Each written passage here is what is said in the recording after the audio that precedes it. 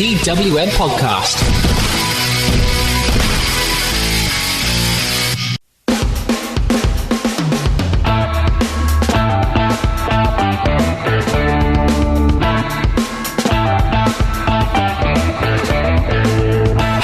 Hello, welcome along and let's have some Raw talk. This is weird, I've not done this in ages. I am Matty Deller, giving you your weekly dose of talking about last Monday night, that being 24 hours ago. We're going to review Monday Night Raw as is custom, but don't worry, it's not all new. I am here for a few weeks, so I have to do some switching around because of real life and all that boring stuff, but we've still got one of the regulars, the excellent Victoria. Hello there, Victoria. Hello, you good? I'm very tired. Yep. Yeah, I've decided in my infinite wisdom, 30 years old, to go, you know what, I'm actually going to start exercising and thinking, you know what, after 6 hours of work, you know what I want to do? I want to go and swim 20 lengths of the swimming pool and then not feel like absolute garbage when I get straight out. Genuine struggle to walk out of. I don't know how people do it. I don't know how people genuinely, like, people that go to the gym at 6 a.m. need to be, like, investigated by the government, because I don't think they're real humans. Upsets me greatly. But yeah, I'm here. I've watched Raw. We've all watched Raw, and we're going to have a little chat about it. Before we do all that, let's get the admin out of the way. This is a TWN podcast, bringing you top-notch wrestling content 6 days a week on Apple and Google Podcasts, Spotify, Stitcher, Acast, TuneIn, Podbean, YouTube. If you're on YouTube, please subscribe, smash that like button, and turn on notifications so you do not miss anything of our podcast and our video content. The bills paid for by We Love Sport. We love them. The fantastic app helping you find your nearest sports bar, showcasing the latest WWE pay-per-views. You've got 400 of the best sports bars and pubs in the UK at your fingertips, and they allow you to book front row seats so you do not miss a single thing. You can get it on the Apple and Google Play Store. Follow them at We Love Sport UK, welovesport.co. Wrestle Crate. Why don't you check out our latest unboxing video? Mike unboxed the February 2020 edition. You can check that out, and you can get the latest one if you use the code TWM Wrestling. You can get up to 3 free autographed items. I have to say it very slowly because Essex. If you sign up for a monthly box, so you sign up for 1 month, you get a free autograph item. You stay for a second month, you get another one in that one. Third month, you get another one. You can get up to 3 items absolutely gratis if you use the code TWM Wrestling at wrestlecrate.co.uk. Anyway, spiel out the way. We've got a lot to discuss. Let's get into Raw, shall we? The biggest talking point from Monday night was Edge returning to Raw to get revenge on that dastardly Randy Orton. However, MVP got himself involved, trying to recruit the Rated R superstar into a prospective new stable, but crossed the line by bringing up old Beth Phoenix, who received an RKO last week. Edge scared off an attacking Orton and dropped Orton and MVP with an RKO, and finishing off Montel with 2 concertos. It was really, really fun. I enjoyed this. It was quite a cool, intense segment, and in all fairness, I don't think there's anyone on the planet that does intense, slightly verging on psychopathic like Edge, which is great. But why wasn't this in the main? Why was this the top of the second hour? Why was it not the main event segment? I wasn't expecting it to be where it was on the night. I think I can kind of get an idea why. I think there needed to be, or they wanted there to be more of a focus on building another match that needed maybe a little bit more build than what this one already does, because it's already got so much happening already.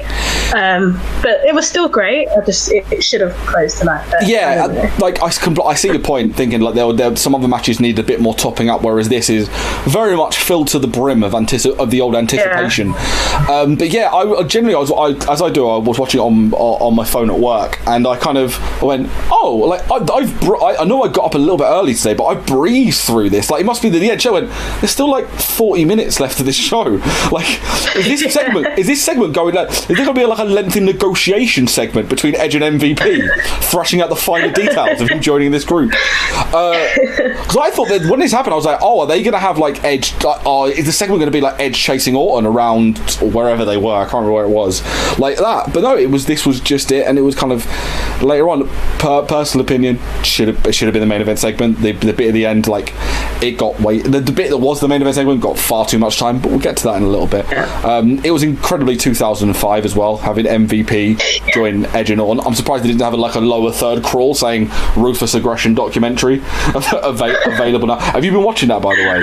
That documentary? I haven't, no. I haven't. Every time I'll check it out, but I've heard good things though. There's a good backlog. If you've got a lazy day, blast through the Ruthless Aggression. Also watch the FCW documentary because it's brilliant. One thing for many of WWE's failings, they do make a very good documentary. Also, I love Edge hitting L1 and R1 at the same time to hit someone else's finisher, doing the finisher steal. I do love a finisher steal. It doesn't get done enough. It did get me thinking, this whole thing, because they've had MVP come out, and it seemed to be, I don't know whether they're just using him as a storyline, kind of, he seems to come out to basically just get beaten up by, first it was Drew, then it's Edge. But the idea of MVP, like, leading a stable really interested me, and I was, like, kind of just wondering, like, MVP's a great talker. What talent out there do you reckon they should give? They could give MVP in kind of like a managerial team. From that, the first name I thought of was Bianca. I think she's someone who would, together, those two characters together would work really well. She's not someone who necessarily needs someone to talk for her, gas her up a little bit, and to give her the start of like her main. I agree, completely agree. Yeah, Belair's a really good shout, because I would also say that as good as Belair is, I still feel like the area where she needs the most work, and it's not much, the most work she needs is her promos. And I think having someone like MVP, and they're a similar, if they're not the same character, but they're a similar character, kind of the cocky super athlete. If they could give, I would love Bianca Belair to have like the inflatable tunnel that MVP had. That'd be sick. That would be really cool. I was a big fan of them when they had the inflatable tunnel. It used to make me laugh when I was a kid. So I'm just imagining, I wanted someone to get beaten up inside of it, so like they're literally in like a bouncy castle, like just being thrown back and forth. I don't want to do like lazy stereotype and have MVP lead the stable of like the black wrestlers that aren't being used, but for me it would make perfect sense for them to put like a Ricochet or a Cedric Alexander, because apparently Vince has got bored of Ricochet, so therefore he's not being used anymore, because, you know, when you have one of the greatest like athletes of all time, you get bored after a while. It's like you do too many flips. It's just upsetting, especially with Cedric as well. He's got so much potential.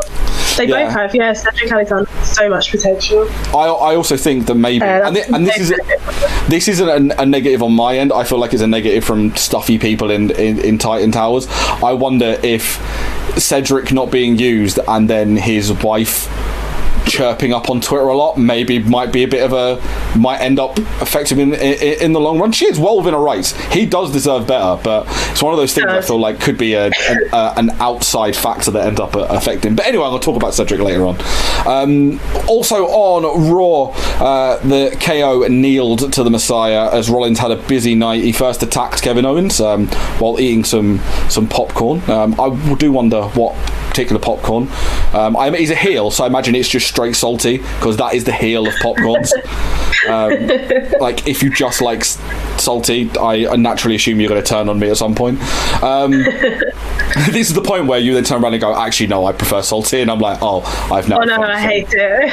I don't mind salt. You know what? I don't mind when it's salty and sweet mixed. That's fine, because it's because of the combo. But then the cinema one's the best one, when it's just the butter kissed one. Popcorn. I'm hungry. I've just been exercising. So this is what happens. I get distracted. Food. Yes. There's good vegan popcorn as well. I'm not even vegan. I usually prefer vegan popcorn. Talk about wrestling. Then they tried to recruit Aleister Black. Then he faced him, losing via DQ. Then they beat him down again after beating down Kevin again, after winning an 8-man tag match with the AOP and Murphy against the Street Profits and Viking Raiders. The biggest issue with this was, and the same issue I had if you listened to TWM Talks yesterday, me and Joe discussed Elimination Chamber, where I wasn't a massive fan of the Rollins and Murphy against the Street Profits, because I was like, well, I've just seen this and now you're showing it to me again. Like, I'm not that bothered. There's not been enough time to let it breathe. And then what they've done is they've literally shown me the same match again, but with added people on. And it was on for so long, and Rollins was over my TV so much. Yeah. It didn't need the time it had, and it did not need to be the main event. It didn't. I mean, they are building towards something bigger, probably at WrestleMania, and I guess that's what they want to focus on more. But these matches are very samey, like we are seeing the same thing every week. So I watch it and I'm like, I don't really need to pay attention because I know what's going to happen. There's going to be some cool moments, but we already know what's going to happen, and I'm just not interested. That they've got to do something else to get me excited about what's going to come next between these two, but I don't know what. And also with Aleister Black, I feel like it's so clear they just don't really know what to do. Oh, they made him look so, like, he got beaten down, rolled out of the ring, and then seemingly evaporated into thin air. So each week we don't really know what we're gonna get from him. It could be something great, it could be something not so great. So I just kind of hope they find something solid for him to do. He didn't place in this match, no sense. But it's a weird one. They seem to go run hot and cold quite a lot of Aleister Black, and this just didn't not help at all. Him at the moment, like the fact they went from, and he didn't look weak in that AJ Styles match. The fact he's beating AJ Styles and then he just gets beat down by Seth Rollins' team and gets shoved to one side just was weird. Also, a lot of tag teams and alliances here. So like, I was looking at it, you've got like AOP, Viking Raiders, you've got Rollins and Murphy, you've got Joe, and you've got Owens and Joe, but I don't know if Joe's gonna be back in time for I feel he is, but I feel like if he's been wellnessed, so to speak, he may not be on Mania. So you could have Aleister Black and Kevin Owens team up, so there is scope for them to be like, throw all the tag teams into a pot and have them all face each other off, because they've got like 6 singles matches already confirmed. So every other match on that card, and it's going to be a long bloody card, is going to be multi-person matches anyway. So I wouldn't be shocked if the tag titles end up being in a multi-person match that may even involve Rollins. We said before, not a great main event. We've seen this combo too many times in a row. So, oh well. On the flip side, let's talk about AJ Styles going going ham, I think is the phrase, on The Undertaker. He called him to a match at WrestleMania. He's called him an old man called Mark Calloway, went after his wife and said he's going to make Taker die in the ring. Like, he did kind of gloss over that and be like, actually, no, I'm going to say this. In the end, but at one point he did go, I am going to literally, as I accidentally press a button on my phone, I am going to literally have The Undertaker, I'm going to kill him. There was a threat of murder on Raw. It was really intense. Like, it was very different from what we usually see in a rivalry for The Undertaker, which I liked. But I was like, okay, you need to calm down. Let's bring this down a little bit. Like, you're going from a Mania match to potentially getting yourself fired. It's the fact he brought up, he called him Mark Calloway, and I was like, oh crap, okay, we are massively breaking kayfabe here. Like, we're not only saying his name, we're saying he's married, we're saying that he's married to Michelle McCool, and we're saying that Michelle McCool is forcing him to wrestle because she's spoiled, basically. I think this is great. I like this. I like that they're doing something so different, and I loved this. Everything he was saying, this is great. Like, it's very personal and it's very different. I like this. My only issue is, I think this kind of promo, and everything he was saying, I don't know if this is best suited to a character like Styles. I think this would have fitted probably coming from other superstars better and different characters. I think it would have made more sense and worked better. But still, this is great. Yeah, like like AJ Styles doesn't seem very much like that'll be a very cerebral move to like talk about his real life and stuff. Like, if they had maybe a heel like a heel, like Edge back in day, if he did this, then it would make sense. Like, he's trying to get into his head. But like, again, my opinion was I was shocked by it, but then I was like, it's better than the usual just I want to defeat the Undertaker, because even he's like the mystique's gone. There's no mystique left for me to be worried about. And he was like, I would have been worried about facing Undertaker like 5 years ago, but now it's like he just comes back for literally. I was waiting to be like, did you come back because the Saudi money was good? I was waiting for them to drop the final just fire in the booth bomb straight on Taker, but there's still time. He could say something like that. We don't know. It's just going to come to the contract side. It's just going to be just like dissing Taker's mum, just going in.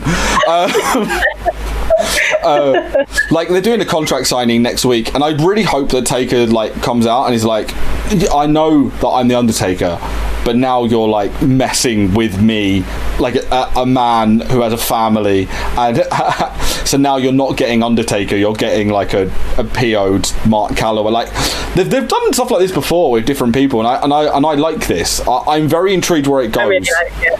They seem to have like very much having AJ break the fourth wall with storylines. If you think about like the stuff with AJ and Cena, where AJ basically like, I was a big star on the indies, and you can't wrestle, like doing all that with John Cena, and then obviously the famous the line I always remember is when he was up against Randy Orton, and he's like, you got here because of your father's name and a knockoff diamond car, and I was like, oh, okay, damn, here we go. Yeah. It worked. It did work. TWM podcasts are brought to you by We Love Sport, the fantastic app finding you your nearest sports bar showing the latest WWE pay-per-views.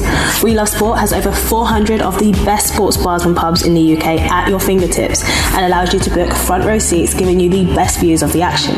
You can also check out what sports are being shown over the next 7 days, making sure you don't miss a second of the action. Download the We Love Sport app on the App Store or Google Play Store. Follow We Love Sport on all social media platforms at We Love Sport UK and check out welovesport.co.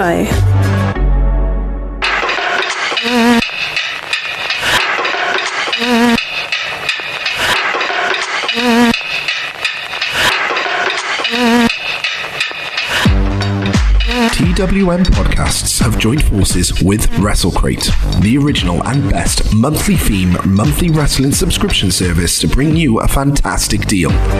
If you use the code TWM Wrestling when you sign up to a monthly subscription at WrestleCrate.co.uk, you will receive a free item in your first month's box. Then, if you stay for another month, you'll get a second free item. And then, if you stay for a third month, you guessed it, we'll give you a third free item. It's as easy as 1, 2, 3. WrestleCrate brings you the best swag from the biggest companies and names in the wrestling world. We're talking t-shirts, photos, pins, DVDs, vinyl figures, and loads more from WWE, Progress, Shakara, NXT, Fight Club Pro, and loads more. That's WrestleCrate.co.uk and use the code TWM Wrestling for up to free items, all thanks to WrestleCrate and TWM. Opening the show, we had Becky Lynch cutting a great promo on your absolute fave, Shayna Baszler. Yeah. I loved this. Like, Becky is really like, she can, when you let her talk, she's good. Like, she is really good, and she can have you completely invested in everything she's saying, and she's really believable. Yeah, I like this. This was a nice, good opener. It was great. Like, she did go a bit in on Baszler, saying like black hole of charisma and like that. I was like a bit like strong. Like, there's a whole point of like you don't bury your opponent, but then again, she did like put her over straight away. She was like, well, no, she's like a cage fighter, like a pioneer. Yeah, that was a good balance. I did love the line where she was like, people like me don't beat trained fighters, but I've done it before, and I was like, oh, yeah. It was great. It's just I do love bringing up Baszler with you, because whenever Shayna Baszler's on TV and your Twitter comes up, it's brilliant, because you'll be doing these very good. You should see my actual reactions. My actual reaction in real life is not normal. What I love is if you check out Tenzangi's Twitter, Tezangi Victoria. It's brilliant, because when she's live tweeting pay-per-views, it's like eloquent comment, full on like Tumblr obsessed with Shayna Baszler. It's like this is a really good chamber match. Oh, I like the work here. I love Shayna. Shayna is the best. It is like I become like 15 with a big crush on someone in a boy band or something. But yeah, I love her. But it's great because you treat the same way that I treat Adam Cole. It's there was one like as I said, I'm comfortable in my sexuality as a straight man to turn around and say there is a photo of Adam Cole in a leather jacket and a Bullet Club t-shirt that made me feel things I'd never felt before as a man. And also, I'll never forget, I listened back to one of the Raw talks a few weeks ago. I think it might have been the week that Baszler bit Becky's neck. And wasn't your response? Wasn't your response to? Yeah, no, I wouldn't mind. It was hot. That didn't seem too bad to me. I'm like, kind of jealous. I'm gonna delve into the TWM podcast group chat and say something that we put in the group chat and everyone agreed, which was TWM, we're secretly all perverts. That's basically it. It's just all of us in the grand scheme of things. There's some like little bits and bobs as well from Raw to kind of want to delve into. Drew McIntyre, how was he a good guy for murdering someone's pet? There was too much murder. There was a lot of murder. Like, they might as well have called this Midsummer Raw because there was a lot of murder. I had a really bad joke in my head. I'm going to save it for off-pod. Not getting myself in trouble for it. Like Drew McIntyre set to just murder Eric Rowan's pet for reasons. Yeah. That pet has not hurt anyone other than Eric Rowan, and he just killed that giant tarantula that we saw last week. That I think everyone got really overly upset about, when in reality I was like, that actually didn't look that bad. It didn't look that fake, the tarantula. He beat it's dead now anyway. So. Yeah, it is literally dead. There was a threat of murder and one. If you're keeping score at home in the murder count, there was one actual murder and one threat of murder, both punishable by prison time. Yeah. Also, we got a good little video package between Heyman and Drew. I like this. Heyman putting over Brock, and then Drew coming in and being like, look what happened the first time he met me. I kicked him in the face. They seem to have conveniently forgot that Ricochet had kicked Lesnar square in the balls 30 seconds beforehand. I'm surprised Heyman's not brought that up. He's like, yeah, you only eliminated him because Ricochet had kicked him square in the nads. But I love this. I'm a huge Drew McIntyre fan. Like, he's generally, I think, my favourite wrestler ever. I love Drew. Him and Jericho, just my two favourites. And like the fact that I'm going to hammer this time. I think I'll say this on a whole bunch of podcasts on Rumbles and Best of the Rest and stuff. I'm like, they managed to make Drew McIntyre into the best face they have because they did the one thing they should have done 10 years ago, and that's let Drew McIntyre talk, because he's one of the best guys on the mic in the world, even though he has the weirdest accent because he's lived in America for a very long time. One of my favourite things in ICW was every Scottish wrestler just rinsing Drew for having the weirdest accent. I am liking what we got last night was cool, and that exchange was great. I do just wish that we had a stronger storytelling here, because it feels to me just a little bit too similar to what we've seen before with every other rivalry that Brock Lesnar's been a part of. But Drew has a great story to tell. Like, he has a long, in-depth story that people can actually relate to what we've seen before. And I want to focus on that just a little bit more, just push that harder. I feel like they need in the next few weeks, they need to build up more the fact, because I kind of half agree, half disagree, because I feel like they've done a great job at making this thing of Lesnar's going to batter Drew, whereas the last time what they need to do is Lesnar needs to not get the upper hand. Maybe he needs to get up hand once, but he needs to kick him in the balls. Like, he needs to cheat, and they need to be like, Brock. They have a realization of like, oh my god, Brock's scared of Drew. Because if they have a moment where they have this bit where you see that Brock is like legit worried for his title against Drew. Drew's a megastar, like done and dusted, and and the thing is that we all, like, unless they overkill it and they Roman Reigns, which I don't think they will, because I think Drew, as much as I love Roman, Drew appeals to a lot more. He's not been rammed down everyone's throats like it was in the beginning, so it was hard for the hardcore fan to get into it, whereas Drew has still got that hardcore base in there. Like it's all come together quite nicely. The WWE are very jammy for how well the Drew McIntyre thing has worked. We also had Kabuki Warriors against Natty and Liv Morgan. Tom Phillips, Raw commentators, I'm going to tell you this now. When you've got a tag match coming up and you sell it as 3 out of the 4 people in this match are not 100%, it doesn't give me promise the match is going to be good. Who let him get away saying, 3 of the 4 people in this match are knackered. Another thing as well, how are the Kabuki Warriors one of the best people on the mic in WWE speaking another language? I love it though. It's so good. No idea, but it's so cool and crazy. It's great. Like, I love it. I don't know what they're saying, but it's great. Like, I really like it. I love how overly like they are taking the mick of how overly Japanese they do. Like when they do the "Kari desu," ask it, like it's kill, because it's just so sarcastic, and then them just them constantly laughing is really unnerving. It's so good. And then Kyrie like fake crying over Asuka's wrist was really, really good. Kyrie's great. I love her. Yeah, I can't believe, like, I'm semi-annoyed that they've got rid of the whole pirate thing when they're going to have Mania in a stadium with a pirate ship, but mildly annoying. Unless they do let her come out in the pirate ship and do some sort of, I don't know, she fires a cannon and it hits a child or something, like make her be heel. She fires Nicholas out of a cannon. That's how you let her be a heel on the boat. I've booked it for you. And they call out Bliss Cross based off SmackDown last week, so maybe that's going to be the match. I mean, there was rumours of Divas of Doom, but I don't think that's going to happen. But they were working over Natty a lot. I don't know. There's so much stuff. They faced Natalya and Liv Morgan.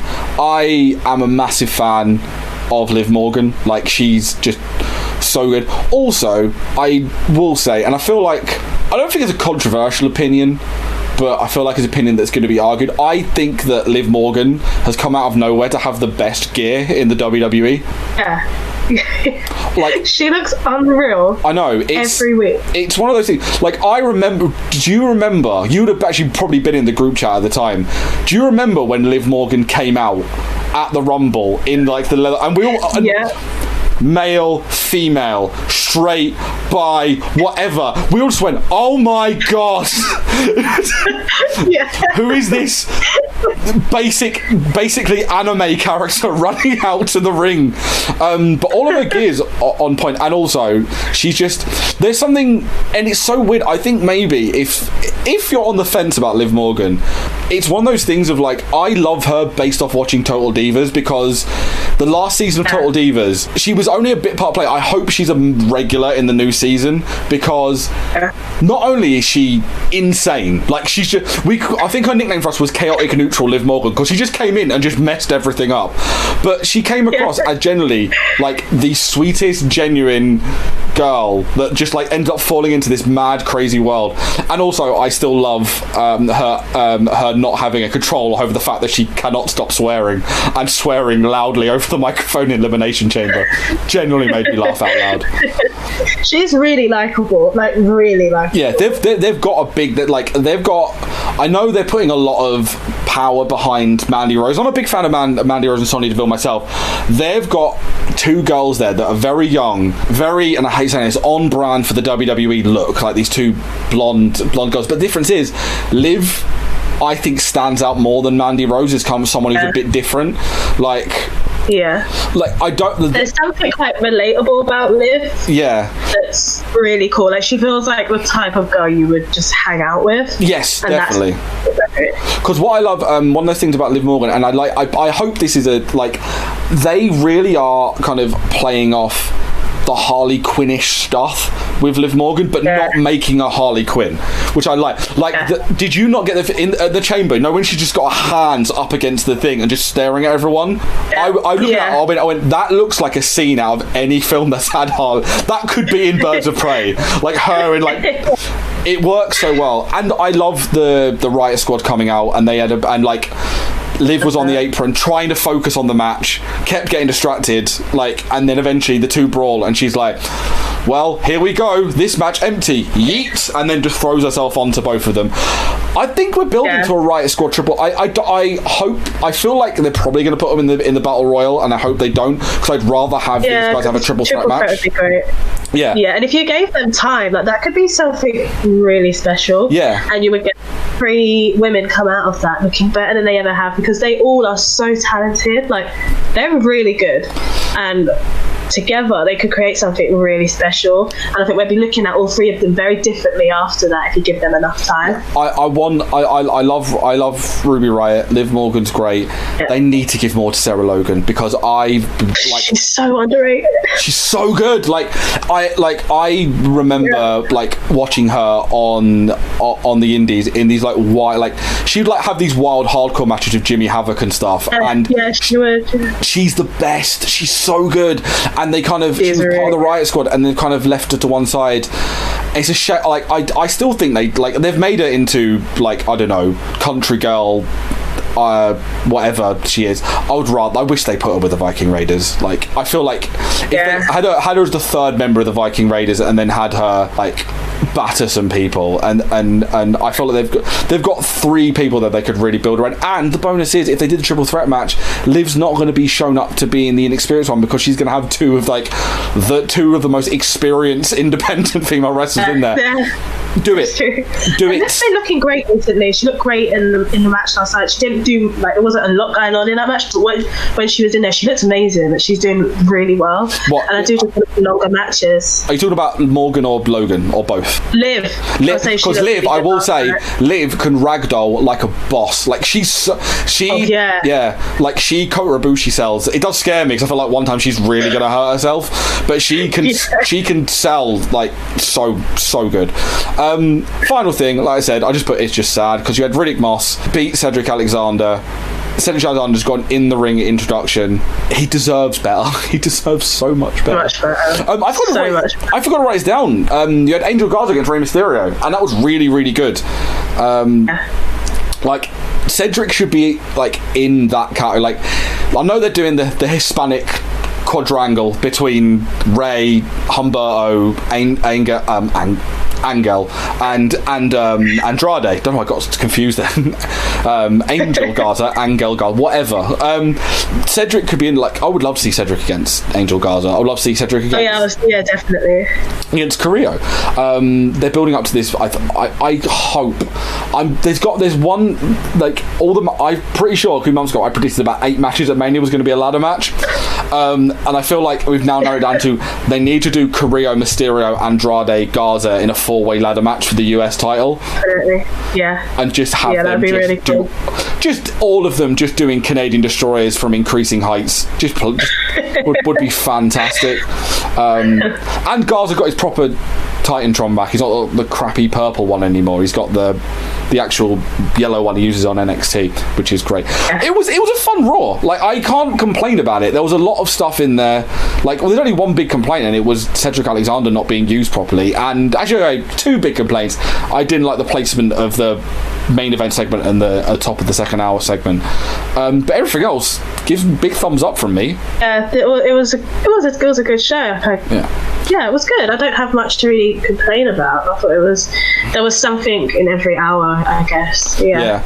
Don't worry, there'll be someone on Twitter that'll complain about it anyway. Anyway, that wraps up this week's Raw Talk. Thank you very, very much for being a part of it. If you want to get in touch, Twitter, Facebook, Instagram at TWM Wrestle, Apple and Google Podcasts, Spotify, Stitcher, Acast, TuneIn, Podbean, YouTube. If you're listening on YouTube, thank you very much. Could you please subscribe if you're not already subscribed, and smash that like button, and please turn on notifications so you do not miss any of our fantastic visual actual content. Also, if you're on any podcast provider, a 5-star rating and a review would be lovely stuff. We Love Sport. We Love Sport UK. Download their apps on the Apple and Google Play Store. WrestleCrate. Use the code TWM Wrestling for up to 3 free items if you sign up at wrestlecrate.co.uk. Buy our merch. TWM.news. Click on the thing that says shop.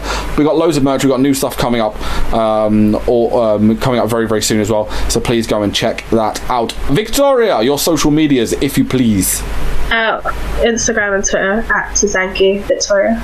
And then just search out the Baszler tweets because they're tremendous content. I'm a Matty ID. We are at TWM Wrestle. We love you all. I'll be back on here next week, as far as I know. Me and Vic, and maybe Tom. I don't know. Tom. I think Tom's back. I know he's busy, but I think he's back next week. And we'll be covering all the crazy goings on from Monday Night Raw. Thank you very much for listening, and we'll speak to you again soon.